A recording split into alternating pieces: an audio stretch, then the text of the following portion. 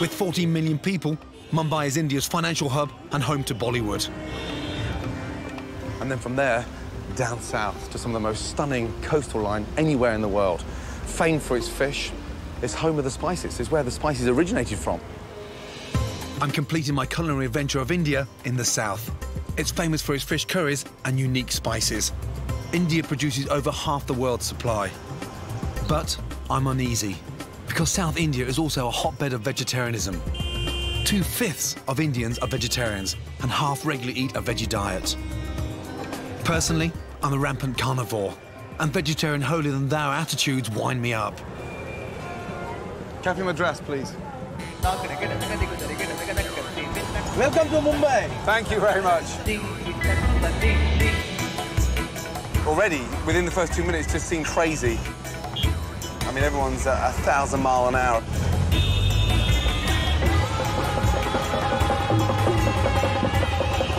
Look at that, the most amazing Indian wedding.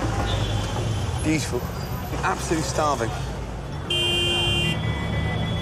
I'm meant to be rendezvousing with a culinary expert. Right, Cafe Madras. Raspberry dough, no chicken anywhere. I'm meeting Rashmi Uday Singh. She's India's top food critic and wrote the country's very first restaurant guide. Rashmi. Hey. How are you, my darling? Great to see you. Nice to see you. Thank you. Lovely to see you. You look wonderful. Thank you. And you look really wonderful, but you look a little hungry. Do you know, I'm very hungry. All I want is butter chicken. This is a pure vegetarian restaurant. The district is pure vegetarian. Even if you want to rent an apartment, Gordon, right, you can't if you're a non-vegetarian. Serious? Thrown out.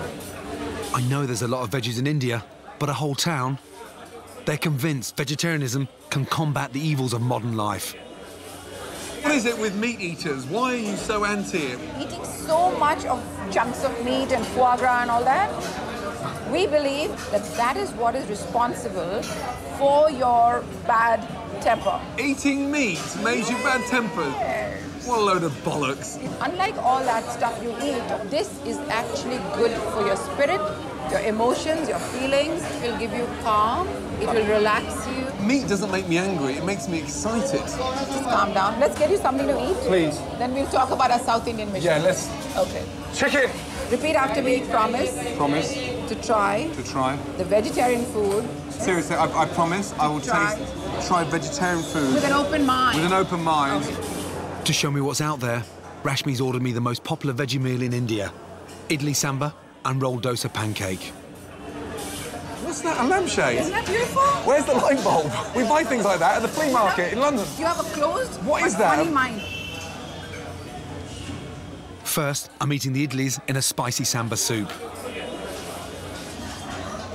The texture's like a sort of warm, texture's like a warm scone. It's nice. Yeah, I like that. It's Moorish. It's lovely. Okay, lovely. Nice. You have an open mind and you enjoyed it. Definitely. Against my better judgment, I've asked Rashmi's advice on where to find great vegetarian food.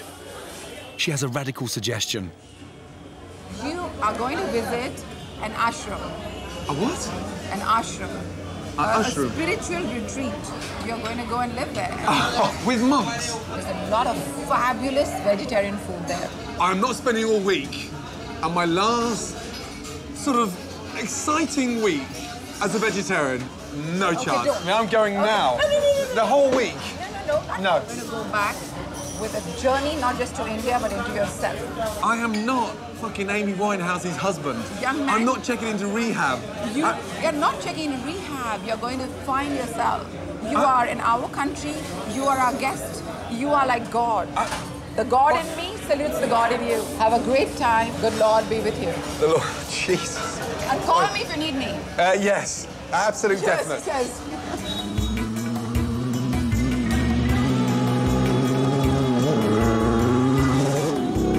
I've heard his cooking is the best in the state. It's not the kind of transport I expected you to use to get around. No, people always have this idea, being holy means being impractical. Yes. Yeah. You drive slowly. I've got a wife and 4 kids to look after. I have a wife and 1 million children. Sadhguru's ashram is the Aisha Centre. It gets over 700,000 visitors a year. He's a popular Maharishi, and he's looking a bit more serious now. I'm very excited to be here. More nervous than excited. Never gone 2 days of my life without eating meat. Your system is essentially designed to handle vegetarian diet. Right. If you eat according to that, it handles food effortlessly. Yes. Every human experience has a chemical basis in the system. Right. So, if you want to create the right kind of chemistry, there are various things that one can do. Yes. One of the things is food. If you create a chemistry of blissfulness, that's how you are all the time. That's impossible. I'm not going to argue in your temple, that's for sure. I'm dying to see the kitchens. Let's go. Thank you. So the guru reckons being vegetarian makes you a joyful, calmer person. If that's true, then his kitchens must be amongst the happiest places on earth. Look at the size of this place. Wow. It's a veggie hangout. Look at all those vegetables. Are they grown here?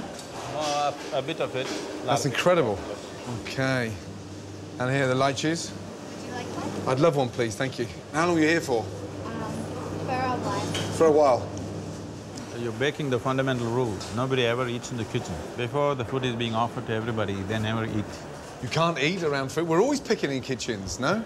Fancy a cucumber? No, I'm fine. Fancy a lychee? You gave me it, got me into trouble.